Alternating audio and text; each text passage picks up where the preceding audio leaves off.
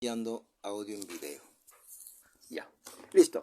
Entonces, eso es lo que va a corresponder a nuestro estudio del ciclo de Enoc. Pero antes, vamos a pedirle a Carlos que nos pueda ayudar en oración para que el Padre nos esté ayudando en torno al presente estudio. Adelante, mi hermano. Señor, en el nombre de Yeshua, te damos gracias por este día de Shabbat, que nosotros lo celebramos con mucho ánimo, porque sabemos que es el día que estamos contigo, Sí. es tu día, Señor, te damos gracias. Y ahora te pedimos en el nombre de Yeshua por las clases que vamos a recibir, Señor, que tú nos des sabiduría para poder entender y saber entre lo bueno y lo malo, y poder entender la vida de Enoch, pero para aprender,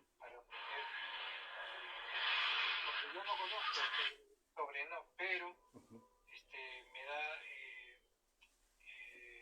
curiosidad de saber, por eso estamos aquí. Ayúdanos a cada uno, ayuda al pastor y dale sabiduría también para que nos guíe en esta mañana. En el nombre de Yeshua, amén. Amén. Muchas gracias, mi hermano. Tenemos que ver el libro de Enoch. Amén. Perdón. Estabas la costumbre. Y ahora sí. Tenemos que ver el libro de Enoch con el equilibrio y la ponderación necesaria. Y en lo que toca y esté correspondiendo a la escritura, lo podemos tomar. Y en lo que no toca, no. Porque hay algunas añadiduras que se han hecho y que vamos por eso a empezar desde lo básico. Y vamos a ir avanzando con respecto a lo que trata el libro. Tiene un tema, tiene por título No hablaré para esta generación, sino por una lejana, y lejana en términos hebreos son miles de años, que está por venir. Esta expresión de que está por venir es tocante a la última. Así está referido en Enoc capítulo 1, verso 2. Empezando, Enoc fue el séptimo patriarca, hijo de Jared y padre de Matusalén. Hay una conexión, Enoc con Matusalén, fue el padre de Matusalén. Nació Enoc 622 años después de la creación de Adán. Adán seguía vivo cuando nació Enoc. Había, por tanto, una fuerte conexión con los relatos de la creación, de ahí que se mantuviese por largura de años para asegurar la entrega de la posta oral de lo que pasaron al momento de los primeros días de la creación. De ahí esa extensión larga en la vida de los patriarcas, para preservar la fidelidad de la oralidad transmitida. Esa es la que explica la transmisión de años. Con tanta gente al mismo tiempo coetánea o cogeneracional, entonces se aseguraba el cuerpo de la historia. Vivió Enoc 365 años como los días del año. Claro que Enoc tiene un calendario, pero no, en ese calendario no tiene lo que fue cuando la tierra dejó de girar, cuando Josué pidió que el sol se detuviese, una forma poética de hablar, o cuando la sombra del sol retrocedió 10 grados. Por eso que tiene ese problema en ese calendario. Ahora estamos en otro calendario. Sin embargo, digo esto porque hay gente que lo emplea aún. Ahí hay un desfase. Por eso que están adelantados, ya están por el año 6000, imagínense. Esta es la primera genealogía patriarcal desde Adán, vamos a ver, hasta Enoc y hasta Noé. Primero fue Adán. Segundo, Set, que fue hijo de Adán y Eva, luego de la muerte de Abel. Tercero, Enos, hijo de Set. Cuarto, Cainán, hijo de Enos. Quinto, Mahalaleel, hijo de Cainán. Sexto, Jared, hijo de Mahalaleel. Séptimo, Enoc, hijo de Jared. Octavo, Matusalén, hijo de Enoc, y que vivió 969 años. ¿Por qué Matusalén vivió 969 años? Tiene una razón de ser también, que vamos a ver a continuación. Noveno, Lamec, hijo de Matusalén. Y décimo, Noé, hijo de Lamec, o nieto de Matusalén, o bisnieto de Enoc. Entonces, esas conexiones de Enoc con Matusalén, con Noé. Matusalén en hebreo es Metushelach, significa cuando él muera será enviado. Es decir, a la muerte de Matusalén, de ahí la largura de años, se iba a entrar la tierra en un proceso de los últimos días. Esa era la señal, por eso que vivió por la demostración del Padre, de su paciencia, de su gracia, vivió 969 años. Porque a su muerte el diluvio llegó 182 años después. Eso nos hace recordar la parábola del buen samaritano, cuando lleva al herido que está en el camino, lo lleva al mesón donde está el pastor, y le paga con 2 denarios, el pago de 1 denario, y le paga de un día, y le paga 2 denarios, le paga 2000 años. Y si me demoro un poquito más, te lo pagaré cuando regrese, a su retorno, en la segunda venida. Entonces, no podía el Mesías llegar antes de los 2000 años, sino después de los 2 denarios, o después de los 2000 años, y estamos viviendo el poquito más, y las evidencias sobran para constatar que es así. Lo mismo ocurre con Matusalén. Muere y se vivió unos años más, en ese poquito más profético. En cuanto a referencias bíblicas en torno a Enoc, podemos empezar con Génesis capítulo 5, en los versos 21 al 24. Génesis capítulo 5, en los versículos 21 al 24. Dice la Escritura: Vivió Enoc 65 años y engendró a Matusalén. Después que engendró a Matusalén, caminó Enoc, esto es un hebraísmo, caminó Enoc con Dios 300 años y engendró hijos e hijas. Así todos los días de Enoc fueron 365 años, tal como los días del calendario. Caminó pues Enoc con Dios y desapareció porque lo llevó Dios, lo llevó el Padre. Esto es lo que aquí tenemos en su consideración. Banquito. Entonces, acá hay algunos términos de lo de desapareció, porque algunos consideran equivocadamente que hubo acá un arrebatamiento. Yeshua dijo: nadie ha subido al cielo, sino el que ha descendido del cielo, porque ha estado ahí. La versión Vulgata traduce así para el pasaje de Génesis 5:24. Y siguió caminando en pos de Dios y desapareció porque Dios lo trasladó. Ese es el concepto técnico de lo acontecido. Hubo un traslado. Así como Elías fue trasladado cuando llegó carros de fuego, y luego 15 años después hay una carta de Elías al rey de Israel. O cuando fue trasladado también de un hombre que estaba siendo bautizado y el apóstol fue trasladado a otro lugar. Cuando Elías fue trasladado, los profetas dijeron: ¿dónde lo han trasladado? ¿A dónde se lo han llevado? Este es el concepto de lo que pasa aquí con Enoc en parte. Entendiendo que nadie ha subido al cielo, por tanto. Entonces tenemos nosotros que entender las Escrituras a la luz de lo que nos muestra ella. Y dejar ideas interpretativas, personales, particulares o místicas de un subir del cielo de parte de Enoc, o que fuera trasladado a dicho lugar, cuando el Mesías está diciendo que nadie aquí ha subido. A la luz del escrito está entonces: ni Enoc ni Elías fueron al cielo. Trasladados sí, como Elías, como hemos dicho. La palabra desaparecer en hebreo es nishad, N-I, para los que quieran apuntar, N-I-K-H-C-H-A-D, nishad, lo cual significa, en palabras modernas, vamos a ponerlo en el lenguaje moderno, ya no estar más en la escena humana como profeta. Ese es el sentido de desaparecer, esta palabra nishad. Claro, en castellano van a poner todo eso, dice: desapareció. Dejó de estar en la escena humana, dejó de ser, cumplió su papel, fue conducido Es decir, trasladado, sin ver la muerte, sí, pero trasladado. No lo volvieron a ver más. Cuando, por ejemplo, preguntamos por alguien que antes venía y decimos coloquialmente, de un momento a otro desapareció. Ya no lo vemos, ya no está. Ese es el sentido hebraico de dicha expresión en este Nishad.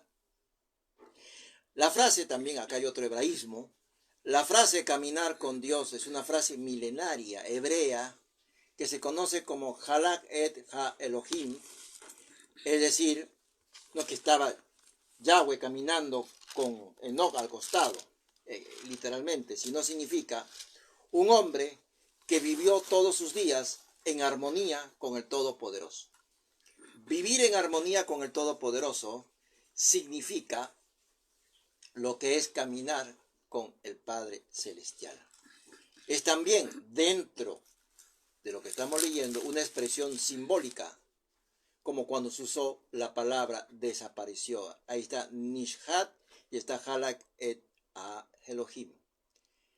Como siempre hemos dicho, el castellano tiene esta dificultad para los conceptos hebreos y a veces se le acuña una palabra y que no engloba lo que significa. También lo que ocurrió con Enoch en cuanto a ese traslado, acá hay otra expresión que después lo voy a compartir en los grupos. Es un Lakaj Elohim, L-A-Q-A-H Elohim, que significa que el Eterno lo toma para sí. Esto está aclarado. ¿Dónde dice todas esas cosas? Está aclarado esto. En Hebreos capítulo 11, en el verso 5, yo le voy a leer de la versión Vulgata Latina, porque esta versión fue hecha con mente judía. Hebreos capítulo 11, verso 5 dice: por la fe fue trasladado Enoc de este mundo para que no muriese, y no se le vio más, por cuanto Dios le transportó a otra parte que no se sabe. Está más claro. Interesante, a un lugar que se desconoce. Pero antes de la traslación tuvo el testimonio de haber agradado a Dios. Esta expresión, haber agradado a Dios o tener una vida en armonía con Dios, significa en el hebreo caminar con Dios, caminar con el Padre. Ahí está aclarado, Hebreos 11:5, que también Jerónimo y también se valía de comentarios de su época, de gente judía creyente. Entonces, en esta versión tenemos trasladado a otra parte, que ese es el sentido, no que se hiciera humo, sino trasladado. Esa es la expresión de desaparecer. No lo decimos nosotros, está en Hebreos 11:5. Siempre es un patrón que lo que nosotros lleguemos como conclusión tiene que estar escrito en otra parte. Si no está escrito en ninguna otra parte, no sirve. Es idea nuestra, porque hoy está de moda, ¿cuál es tu postura? Acá no hay ninguna postura. Acá lo que corresponde es qué es lo que está escrito. Las posturas sobran. Entonces dice, trasladado a otro sitio sin necesidad de morir.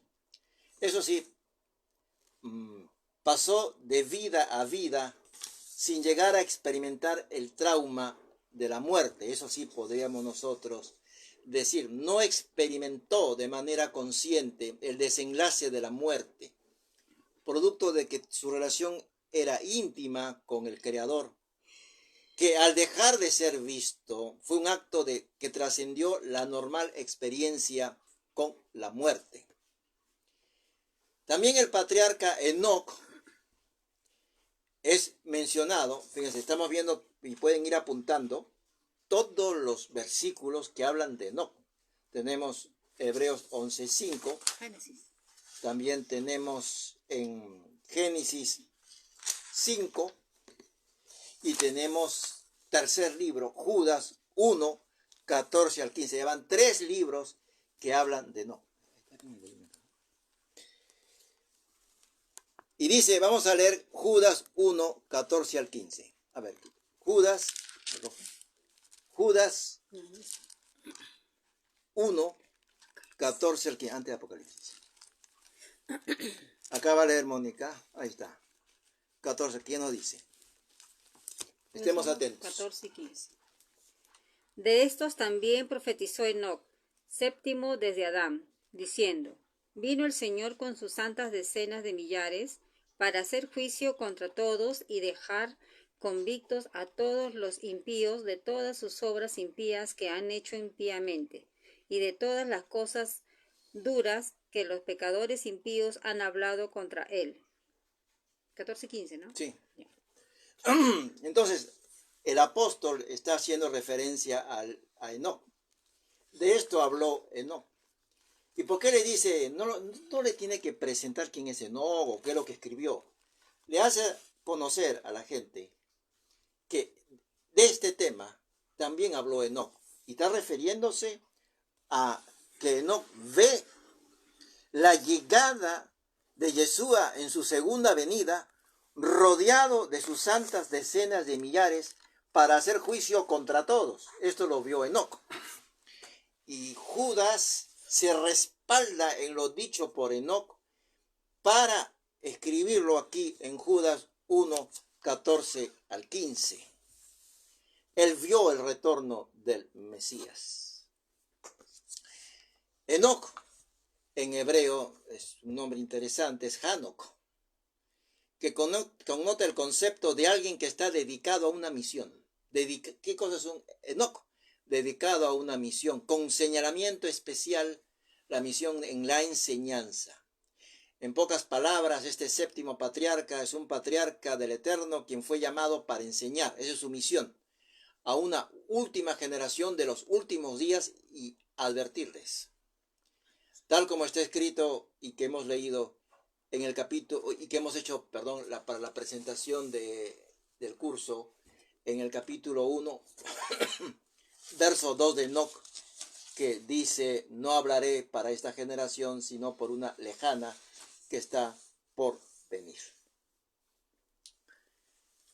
Vamos a ir entrando entonces al libro de Enoc, que tiene hasta ahora llaman tres partes de la Biblia, o en 3 libros que hablan de él. Sabemos nosotros que el libro de Enoc no forma parte del canon que rige para la mayoría, no para todas, para la mayoría de las congregaciones o denominaciones tradicionales o religiosas. Pero sí está incluido en el canon de 2 iglesias, en el canon de la Iglesia Ortodoxa de Etiopía y en la Iglesia Ortodoxa de Eritrea. La Iglesia Ortodoxa de Etiopía se basa en la tradición litúrgica alejandrina, son conservadores, es presidida por el patriarca católico de Etiopía, es autocéfala, es decir, ella misma coloca su autoridad, no hay una dependencia. Actualmente participan en esta Iglesia Ortodoxa de Etiopía unos 40 millones de personas que leen el libro de Enoc, y en los cuales de esos 40 millones de personas, el 33% corresponde a gente de Etiopía. Es una iglesia autónoma desde 1959 con la coronación de Abune Basilius como el primer patriarca de Etiopía, establecida como religión oficial del reino de Aksum en el siglo IV. Sabemos nosotros que Etiopía es un país que pertenece al continente africano.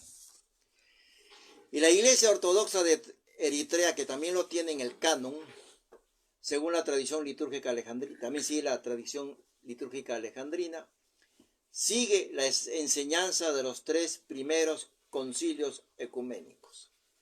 Esta iglesia de Eritrea o Eritrea se ubica al este de África con costas a lo largo del Mar Rojo. Los relatos de Enoc, la oralidad, lo escrito, los manuscritos, todo fue condensado, acopiado y convertido y fue redactado entre el siglo III antes de Cristo y el siglo I después de Cristo, donde registra historias, enseñanzas específicas que como una lupa no se encuentran literalmente en las Santas Escrituras. En este libro de Enoc nosotros vamos a ver 3 cosas. angelología, cosmología y escatología. Esos son la misión de Enoch en este libro. Eso es un ciclo cultural. Dice, con respecto a la angelología, vamos a empezar por ahí. Es una palabra que proviene del griego ángelos, que significa mensajero, y logos, estudio. Al unir los conceptos tenemos que es el estudio de los ángeles en cuanto a las jerarquías existentes, que la palabra habla de dominio, potestades, principados, de roles y relaciones con los humanos, es lo que muestra el libro, tanto de ángeles moralmente correctos como de ángeles caídos que enseñaron. Por ejemplo, hay algunos capítulos como el maquillaje en las mujeres, que el hombre trabajara con el metal, y que explica las culturas antiguas, pero no me puedo adelantar, eso se verá a su turno. En cuanto a los ángeles, habla de los vigilantes, que nosotros no tenemos mayor referencia, pero sí hay una distinción. No son serafines, porque los serafines que tienen 6 alas, están alrededor del trono del Padre Celestial, con 2 alas se protegen los pies para no ser quemados por el fuego de la santidad de Adonai. Con las otras 2 alas se cubren los ojos porque no pueden ver la gloria de el Eterno, y con las otras 2 alas vuelan. Tenemos los querubines, que son con 4 alas, que están presentes en el arca del testimonio, y que siempre están mucha en conexión con los seres humanos. Y los ángeles, que son mensajeros del Padre, que no tienen alas, sino que en las pinturas clásicas que han llegado hasta nosotros, cuando hacían un cuadro para distinguir entre por la razón de la vestimenta, para distinguir a una persona con vestimenta de otra, le pusieron alas para dar a conocer que lo que estaba atrás eran ángeles. Y entonces la gente heredó el concepto de que los ángeles tienen alas, pero ellos se presentan como varones para que la gente no se asuste, pues si van a ver círculos o ruedas y un montón de ojos, la gente se va a asustar. Se presentan con la forma de varones, siempre es voluntad del Padre que sea así, para que nosotros entendamos que podemos hablar, sostener una conversación, que podemos mirar y ellos nos pueden escuchar. Es solamente para el fin nuestro. Bienvenida a mi hermana Carolina también, que Entonces está en la transmisión. ¿Verdad? ¿Ellos son los vigilantes entonces? No. Entonces, en cuanto a los ángeles, habla acá en Génesis de vigilantes que se unieron con las mujeres, dando como nacimiento seres híbridos, una raza de gigantes que tenían 6 dedos en las manos, 6 dedos en los pies, y hay incluso relatos recientes, descubrimientos que encuentran osamenta con 6 dedos en las manos, 6 dedos en los pies. Claro que lamentablemente cada vez que lo encuentran los trituran porque altera la historia del hombre. De esto hay reportes, infinidad de reportes sobre particular. También son mencionados los ángeles guardianes en ese libro de Enoch, asignados a las personas, de donde la Iglesia Católica toma de Enoch para decir que nosotros tenemos el ángel de la guardia. Es tomado del libro de Enoch. Fíjense, el libro de Enoch, cómo va sazonando el pensamiento religioso y de algunas figuras que se presentan y van siendo asumidas por denominaciones grandes que uno no encuentra. ¿Y dónde sacó la Iglesia Católica los ángeles de la guardia? Del libro de Enoch. Bienvenida mi hermana Rita, ¿cómo está mi hermana? Al ciclo cultural. Entonces, estábamos, hermana, para los que acaban de ingresar, decía que el libro de Enoch tiene 3 partes: angelología, cosmología y escatología. El estudio, hacer un pequeño resumen de 10 segundos, el estudio de los ángeles, jerarquías, roles. Y en el libro de Enoch decía que están mencionados los ángeles guardianes, donde la Iglesia Católica bebe para establecer la idea de los ángeles de la guardia. Asimismo se encuentra en el libro de Enoch que los ángeles serán finalmente juzgados, está de acuerdo con la Escritura, y dentro del contexto judío cristiano puede ayudar a comprender con otros elementos no propios de los estudios regulares el mundo de los mensajeros caídos y el mundo de los mensajeros que permanecieron moralmente ante el Padre. Bien, bienvenido mi hermano Moisés también. Bienvenido. Eso con respecto a la angelología. Después vamos a encontrar en ese libro cosmología. Cosmos, en griego significa universo y logos, estudio. Por tanto, el estudio del universo. En Enoc se señala que el universo es multidimensional. La Escritura dice que los cielos se podrán enrollar, lo cual lo que dice Enoc, con otras palabras, y lo que dice la Escritura están de acuerdo. Claro que él lo habla de una forma más clara, que tiene muchas dimensiones y que se trata de un mundo complejo donde se han establecido diferentes niveles de existencia. Se señala en el libro de Enoc que hay 7 cielos. La palabra desde el hebreo, cuando se encuentra cielo, hay 7 nombres, y después le puedo pasar por WhatsApp internamente, dónde están los 7 cielos en la escritura que tenemos. Lo que pasa es que el castellano no hace una diferenciación, pone cielo en todas partes, pero desde el hebreo sí pone la diferencia. Este cielo es tal, ¿no? Rasca, diferentes cielos. Por eso que Pablo dijo, yo llegué hasta el tercero. Y cuando Yeshua resucita, él cruzó los cielos, todos los cielos. No se quedó en el tercero. Esto ya es materia por WhatsApp, con los pasajes correspondientes de donde están ubicados esos nombres de 7 cielos. Y en ellos moran seres celestiales y los ángeles, lo cual también habla la Escritura, de potestades, de principados. Se describe que el trono del Rey del Universo, mucha gente pregunta, ¿y habrá vida? Obviamente que hay vida en otros mundos porque es Rey del Universo, no es Rey de la Tierra, es Rey del Universo. Y para que sea Rey, para que gobierne sobre el universo, no va a gobernar sobre rocas, gobierna sobre seres. Y ese trono del Rey está rodeado de ángeles, evidentemente, los serafines. Está rodeado de seres, como los seres que vio Ezequiel, con unas ruedas con ojos, gobernando sobre todo lo que existe, Rey del universo. También señala la existencia de un abismo de fuego, coincidente también con la Escritura, con un lago de fuego, que habla Apocalipsis, donde están proféticamente hablando, van a estar los espíritus malignos y los ángeles caídos. Finalmente, el libro de Enoc tiene que ver con la escatología, proviene del griego eschatos, E-S-C-H-A-T-O-S, eschatos, que connota aquello que es último, y logos el estudio, es decir, el estudio de los últimos días, el estudio de lo que va a suceder.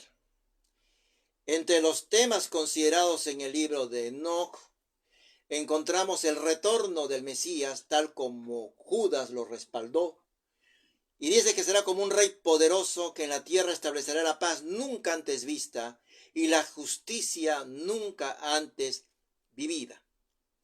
Señala el evento de la resurrección de los muertos, tanto de los justos como los impíos, donde se recibirá galardón o sentencia por sus acciones, lo cual encontramos en la Biblia que serán analizadas las vidas para sentencia o galardón de acuerdo con las cosas que hicimos mientras estuvimos en el cuerpo. Las cosas que hicimos.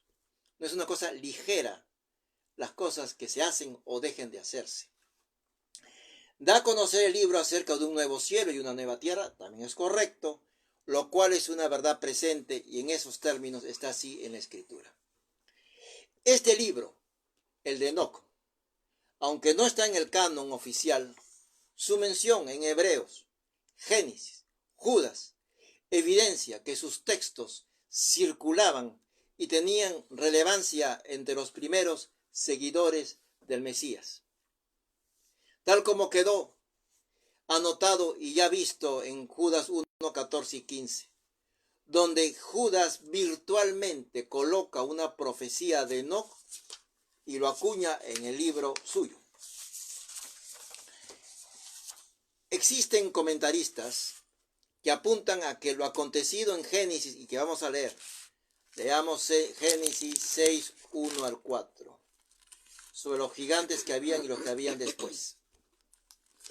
Dice, aconteció que cuando comenzaron los hombres a multiplicarse sobre la faz de la tierra y les nacieron hijas, al ver los hijos de Dios que las hijas de los hombres eran hermosas, tomaron para sí mujeres, escogiendo entre todas.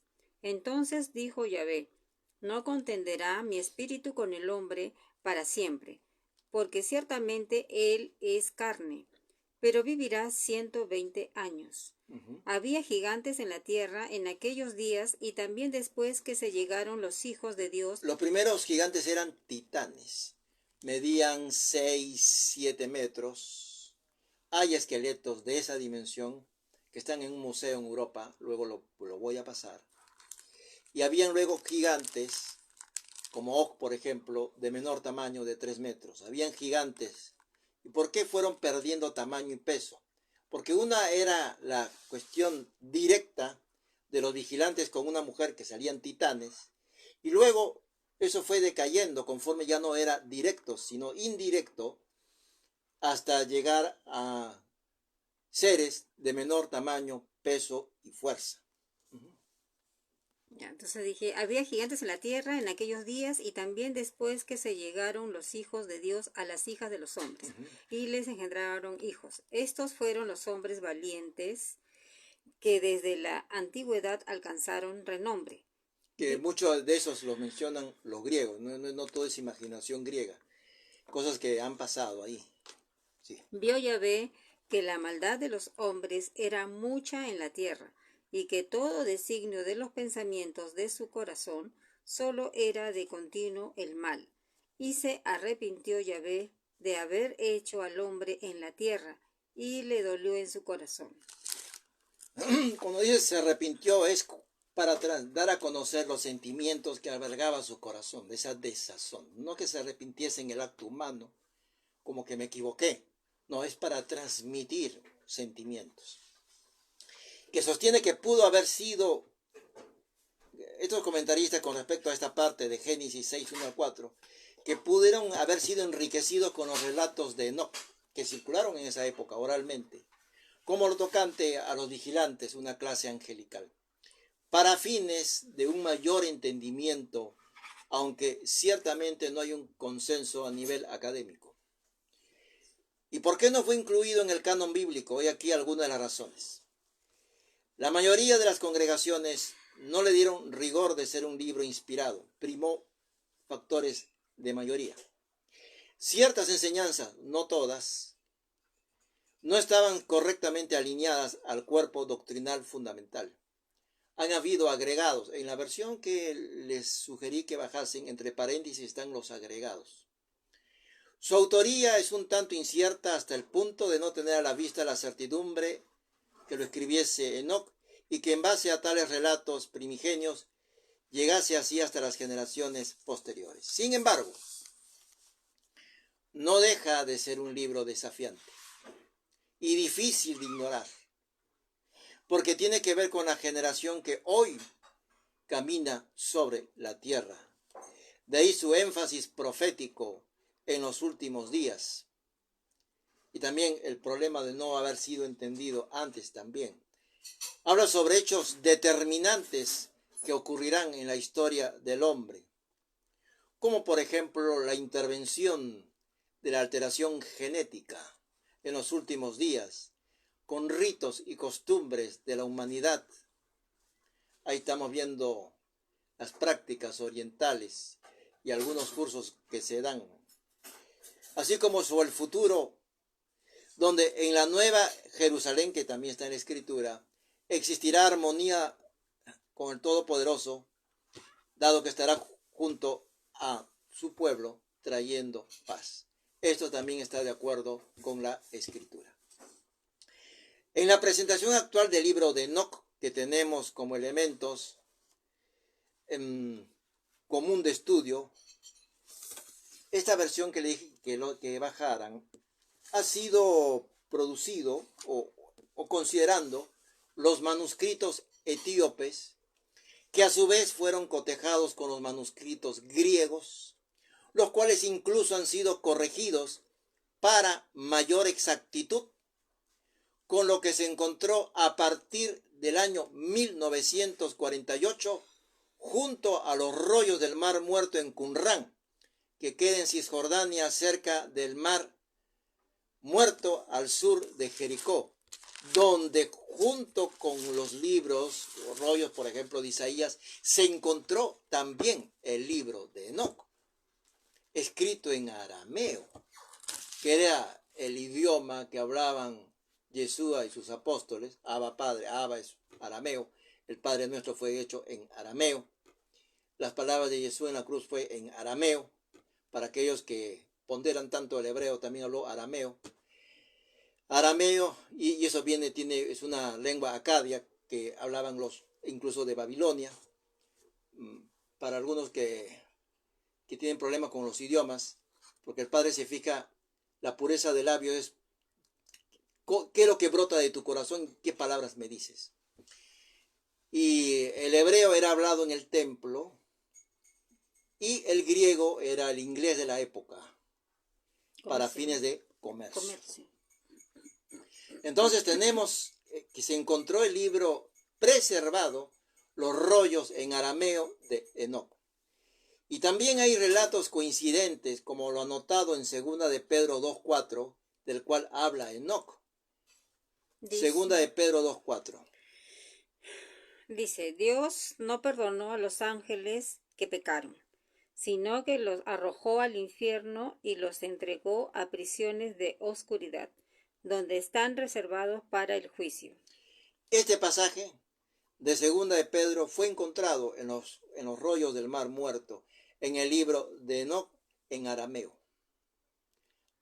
Acá tenemos otra vinculación, ahora es un cuarto libro, con 2 de Pedro con Enoc. Ya vamos 4 libros que hacen conexión exacta con el libro de Enoc. El libro de Enoc fue considerado y estimado por preclaros teólogos. Voy a mencionar solamente 3. Uno, Justino Mártir, que vivió en el 100 al 165, teólogo y filósofo apologeta, es decir, defensor de la fe, griego, terminó como mártir por negarse a realizar sacrificios a los dioses romanos. Era un hombre celoso. Nació en la actual Cisjordania, al norte de Jerusalén. Se convirtió al cristianismo en Éfeso en tiempo de Adriano, martirizado en la época de Marco Aurelio. Tuvo gran aprecio por los escritos de Apocalipsis, de ahí que le fascinaba el libro de Enoc. Luego tenemos a Irineo, obispo de Lyon, 125 al 202, León. Su obra destacada contra las herejías, teólogo y obispo. Nació en Esmirna, lo cual hoy es Turquía. Gestionó para que el Papa Víctor, por ejemplo, en el año 190, no excomulgase a los cristianos orientales que celebraban la Pascua en el mismo tiempo que los judíos. Fíjense, los cristianos en los primeros días celebraban el Pesaj o Pascua en el mismo tiempo hebreo. Esto encolerizó a los papas y era motivo de excomunión si tú compartías el calendario, y que no era el calendario judío, era el calendario de Yahweh. Si tú ibas por ese calendario, entonces eras excomulgado. Y bueno, esa amenaza hasta ahora está vigente. La gente, bueno, a excepción de los que celebran el calendario de Yahweh, la gente sigue a Roma por la amenaza que hizo Víctor en el año 190, celebrando Pesaj en un tiempo que no es. Siempre ellos colocan o antes o después, pero no quieren chocar por efecto de dominio, de autoridad, etc. No quieren alinearse a lo que es el calendario, que no es judío, sino que es de la Torá. Defendió el principio de las enseñanzas orales que fueron comunicadas por los apóstoles en público. Finalmente, Tertuliano, en el 160 al 220, fue escritor, vivió en Cartago, actual Túnez, académico con excelente educación, llegó a ser un notable abogado en Roma, especializado en el arte de la argumentación. Luchó contra el gnosticismo, donde se sostiene que todo aquello relacionado con la materia es malo. Hay un desprecio hacia la misma, considera que la materia encierra sufrimiento, es lo que ellos creen. Estiman en un Dios trascendente, pero que no ha creado la materia, porque ellos consideran que es imperfecto todo aquello que se relaciona con la materia. Ahora vamos a entrar ya a lo que es el primer capítulo del libro de Enoc, en el verso 1, y vamos a ver si tiene su respaldo con la escritura. Dice el verso 1, lo siguiente. Ya, verso 1. Palabras de bendición con las que bendijo Enoc a los elegidos justos que vivirán en el día de la tribulación, cuando serán rechazados todos los malvados. Dice que los justos vivirán en el día de la tribulación. Entonces, está de acuerdo con la escritura, porque no es que los justos se vayan y los tibios sufren la gran tribulación para que Satanás los persiga. ¿Para qué lo vas a perseguir si son de él? Si son de él, ¿para qué los va a perseguir? Por eso que Daniel dice que va a perseguir a los santos. No tiene sentido perseguir a gente que esté de acuerdo con él. Entonces, ¿qué más? Me cortaste. En elegidos justos que vivirán en el día de la tribulación, cuando serán rechazados todos, los malvados e impíos, mientras los justos serán salvados. Esto está de acuerdo con la escritura. Dice que los justos sí estarán en el día de la tribulación. Pero hoy se está separando paja de trigo. ¿Y cómo se está haciendo espiritualmente? La gente está escogiendo a dónde se aferra. Mientras siguen colocándose en la mesa más y más bombas para que detone. Y por otra parte, la tierra ya entró en una vorágine de no detenerse en los sismos para que la gente reaccione, pero aún no hay reacción. Entonces con la tribulación sí van a entender. Y entonces hoy se está separando quién se aferra al Todopoderoso y esta es una separación, quién es paja y se aferra al hombre y a sus agendas particulares. Pero en esto del juicio, primero se va a empezar por los malvados, porque acá dice, ¿no? De los elegidos justos que vivirán el día de la tribulación. Cuando serán rechazados. Después que dice tribulación, habla de los malvados en primer lugar. Eso también está de acuerdo con la escritura, que son atrapados los malvados en primer lugar, estando los justos presentes. En donde la cizaña es lo que se aprende primero, y esto lo podemos, no es imaginación nuestra, podemos leer en Mateo 13:30, Mateo 13:30, donde está escrito, Nuevo Testamento, recoged primero la cizaña. Por lo tanto, es falso que haya habido un arrebatamiento antes, porque primero se recoge la cizaña y atadla en manojos para quemarla. Y como dice Enoc también, luego habla de los justos, pero recoged al trigo en mi granero. Entonces, el orden, primero cojo a los malvados y luego lleva el trigo a su granero. Ese es el orden. Es falso de que haya solamente cizaña y que se atrape a la cizaña y que se lleve los y que ya no hace falta recoger el trigo porque el trigo se fue. Eso es romper la escritura. Vamos al verso 2 de Enoc. De Enoc. Enoc, hombre justo, a quien le fue revelada una visión del santo y del cielo, pronunció su oráculo secreto y dijo: la visión del santo de los cielos me fue revelada, y oí todas las palabras de los vigilantes y de los santos, y porque las escuché he aprendido todo de ellos, y he comprendido que no hablaré para esta generación, sino para una lejana que está por venir. Hay una generación, esto tiene que ver con nosotros, literalmente tiene que ver con nosotros, y que él quiere advertir, bueno, lo que el propósito del libro, culturalmente hablando, es cuidado con las fechorías de los ángeles que tendrán ustedes en los últimos días.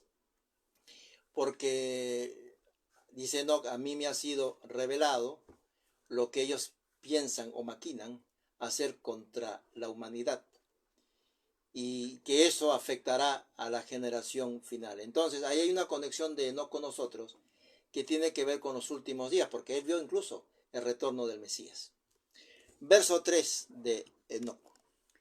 Es acerca de los elegidos que hablo, y a causa de ellos que pronuncio mi oráculo. Secreto. El único gran santo vendrá desde su morada. El único gran santo regresa de su morada, es Yeshua de Nazaret, porque él es el único, y como dice la Escritura, fue ungido el santo de los santos.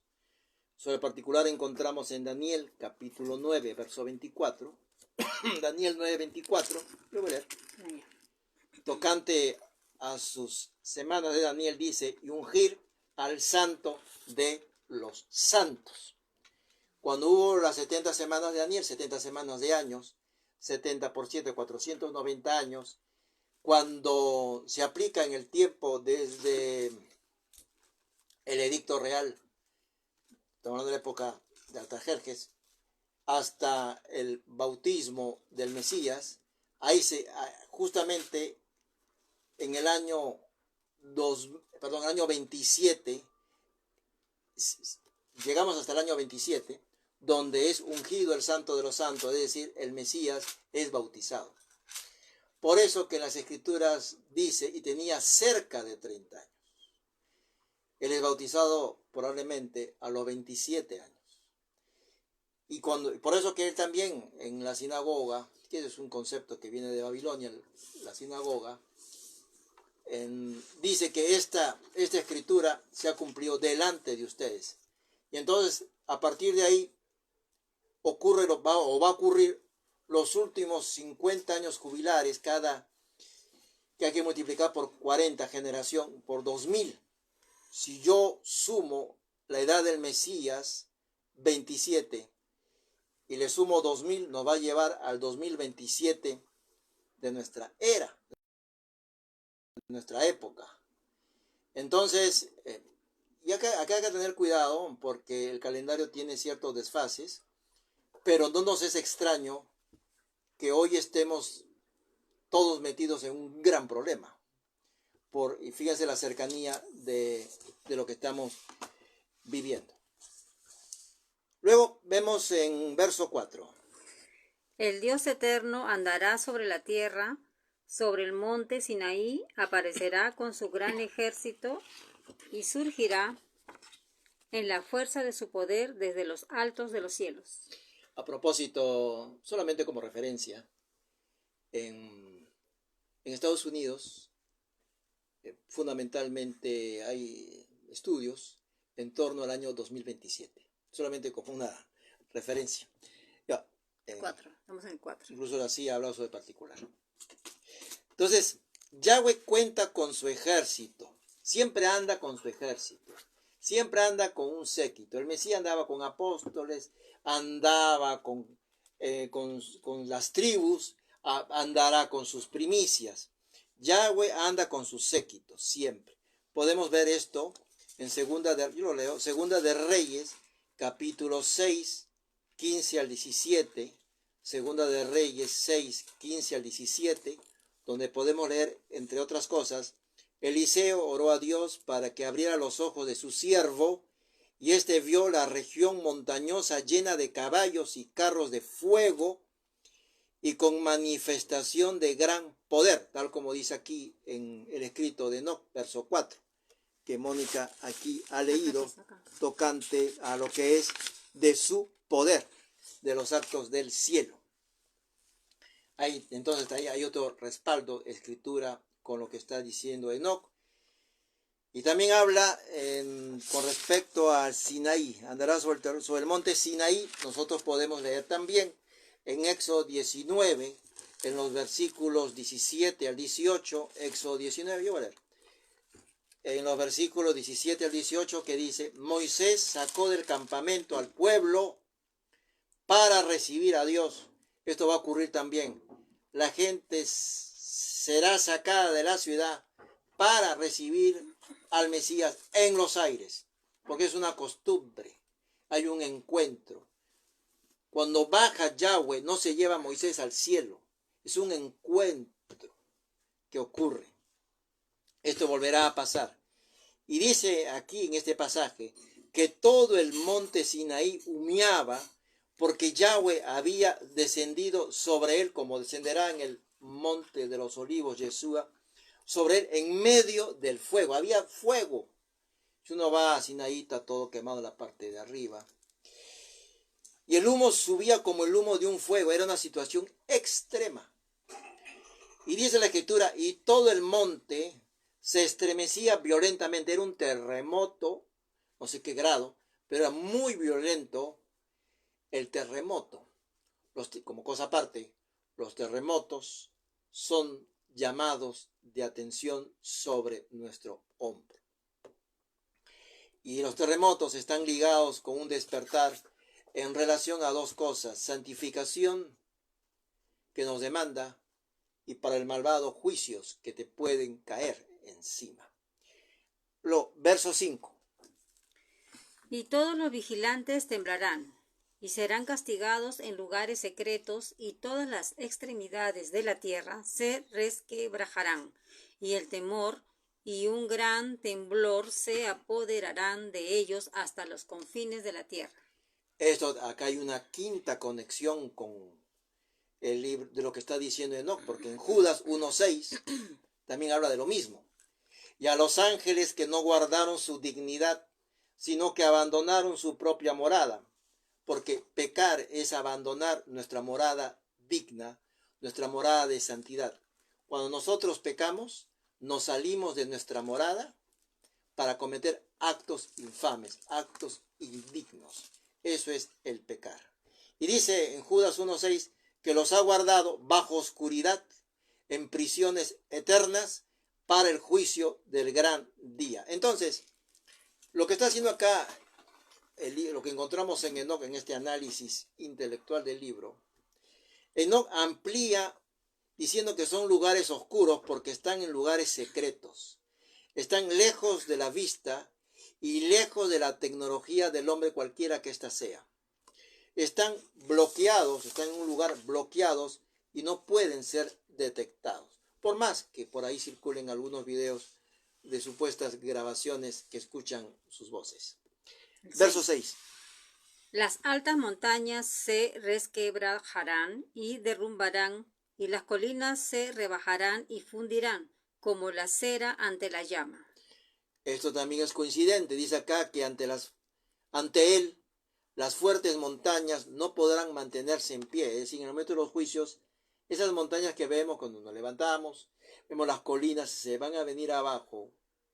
Hay incluso escenas hoy en el mundo y dejarán de ser, como leemos, por ejemplo, en Salmo 97:5, donde dice los montes o montañas, como el monte, por ejemplo, el monte, este monte que es el monte Eber, que tiene como 8.000 metros, se derretirán delante del Adón, delante del Señor. También es coincidente con lo que está diciendo Enoc. Y siempre vamos a hacer así en este curso. Si esto que está diciendo acá, ¿dónde está? Y vamos entonces, cuando es coincidente, poder ampliar los detalles. Verso 7. Y la tierra se dividirá, y todo lo que está sobre la tierra perecerá, y habrá un juicio sobre todos. Perecerá. Esto está, por ejemplo, coincidente con Isaías 24:1-2, donde dice: he aquí que el Señor vacía la tierra y la despoja y la trastorna. Va a haber un cambio irreversible. Shalom, mi hermano. Se va a sepultar todo y va a dispersar a sus moradores. Es decir, los seres humanos van a correr llenos y estremecidos de terror frente a lo que van a ver. Será totalmente saqueada la tierra. Estoy leyendo Isaías capítulo 24. Es decir, saqueada. Todo lo que guardaron los hombres, se encontrarán que ya nada tienen. Y ahí se verá quién está aferrado en el brazo de Adonai y quién no. Y quién se aferró a Adonai, y los hombres que confiaron en sus riquezas no les podrá dar protección, ni podrán evitar lo irreversible de lo que les va a acontecer. Se quedarán sin nada. Verso 8. Pero con los justos él hará la paz, y protegerá a los elegidos, y sobre ellos recaerá la clemencia, y todos ellos pertenecerán a Dios. Serán dichosos y benditos. Los ayudará a todos, y a todos ellos. Y para ellos brillará la luz de Dios. Esto está también en función de Isaías 26:20, donde dice: ve, pueblo mío, el de él, entra en tus aposentos, en donde he establecido refugios para ti. No salgas, quédate ahí, cierra tus puertas, exactamente como lo que hizo Noé, cerró las puertas tras de él, igual cierra la puerta, pueblo, tras de ti, con puerta cerrada. Escóndete por un poco de tiempo, es el favor del Padre, la clemencia del Padre, como hemos leído en el verso 8, hasta que pase la ira. Creyentes presentes otra vez más no estaban en el cielo. También lo dice Isaías 26:20. ¿Acaso en el cielo se van a esconder? Y luego finalmente el verso 9. Mirad que él viene con una multitud de sus santos, para ejecutar el juicio sobre todos, y aniquilará a los impíos, y castigará a toda carne por todas sus obras impías, las cuales ellos han perversamente cometido, y de todas las palabras altaneras y duras que los malvados pecadores han hablado contra él. Entonces dice finalmente que tomará el Mesías en juicio por todas las fuertes palabras en contra de él, de todos aquellos que lo ignoraron, palabras violentas, groseras, insultantes, como nosotros vemos en redes sociales, incluso de gente que conoce Torah. Todos esos dichos en contra de él, de llamarlo, es un camino más. Todas esas palabras van a tener que pagarlas. Y entonces va a hacer distinción con los suyos. Y esto encontramos en Mateo 24:31. Mateo 24:31 dice que enviará a sus ángeles con gran voz de trompeta. Acá no hubo nada secreto. La trompeta suena, no vendrá con una quena, sino con una voz como una trompeta. Y será como en el Éxodo, cuando descendió Yahweh y subió. La oración es cuando Yahweh desciende y nosotros subimos a encontrarnos con él. Y juntará a sus escogidos de los cuatro vientos. Al momento de estar con ellos, los raptará. Esta palabra raptar no significa solo secuestrar. Rapto es una acción violenta e instantánea. De ahí que una persona puede tener un rapto de alegría. Porque a veces se quedan también, acá se llaman grandes polémicas.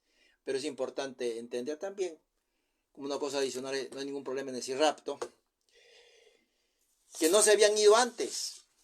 Porque no es que llegue con sus siervos, no, llega con los ángeles recién a llevar a los escogidos, luego de ver los anteriores, la gran tribulación.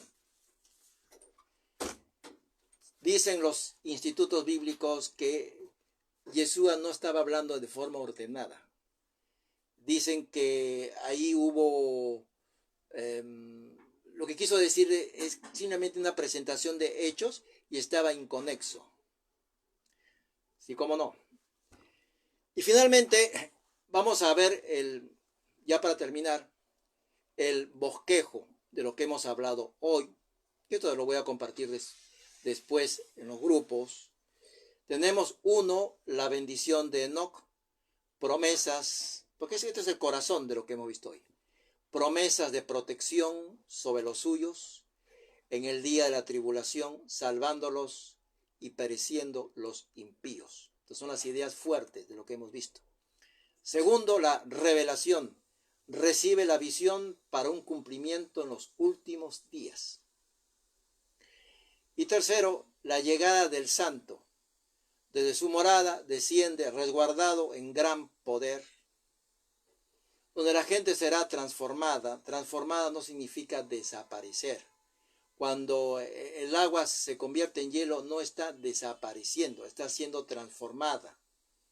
Incluso el término, acá se violenta hasta lo físico, si se quiere, transformados nunca ha sido desaparición. Jamás en el mundo de la física transformación significa desaparición. Ideas extrañas, pero para directores de cine, no para los que estudiamos la palabra. Para el cine puede ser, por efecto dramático, pero nosotros estamos llamados incluso a aplicar por eso las ciencias auxiliares de la física, ser gente que también revise estos conceptos y hablar las cosas como son. Y dice que en cuanto a la llegada del santo, terremoto y castigo sobre impíos, y ángeles caídos, tierra dejará de ser como lo conocemos, ni las montañas podrán evitar derrumbarse. La compasión es con los elegidos, quienes gozarán de su luz. Y llega el Mesías, llega un león, no llega un cordero, llega un león para ejecutar juicio, y será acompañado de los santos hacia Israel, pondrá su pie en el monte de los olivos, lo partirá en dos, y los impíos serán aniquilados. Todos los rebeldes, organizaciones de todo tipo, terroristas, etc., y las palabras altaneras, incluso de aquella gente la apostasía, de aquella gente que conoce escritura, serán sepultadas. Nada quedará sin pago. Y hasta aquí, mis hermanos, en esta introducción del libro de Enoc, el séptimo patriarca, en este ciclo de la Universidad de la Fe. Que así va a ser la secuencia de este estudio, que tiene como particularidad, en la medida en que esté de acuerdo solo con la escritura, podremos revisar algunos detalles que pueden ser ampliatorios. Abrimos micrófono por si alguien quiere preguntar algo o todo está bien. Hoy día he hecho una transmisión especial, puesto que fue el día de ayer, así que aproveché para volverlo a dar para los que no pudieron el día anterior. ¿Alguna pregunta? Esto vamos a enviar y está siendo grabado también. Vamos a subirlo al canal. Está siendo grabado también. Facebook, ahí lo subimos al canal. No veo preguntas. Entonces quiere decir que todo está bien. No queda más que entonces que invitarlos a seguir en este ciclo de Enoc, el séptimo patriarca. Y agradecer la presencia de Mari, Carlos, Yané, Blas, Carolina, Rita y Moisés, que nos acompañaron en el día de hoy. Mari, adelante. Pues aquí muy agradecida, esto es para llorar, les doy muchas gracias por hacer este resumen porque no había estado, pero Isaías 26:20 siempre me hacía llorar porque él dice, métete a través de tu aposento y cierra tu puerta hasta que mi ira pase. Amén. Eso es lo que quería compartir, pero muchas gracias porque no sé mucho del libro de Enoc. Interesante. Pero yo quiero bajar a donde está Rita. Ahí está mi hermana Rita. ¿Cuál es el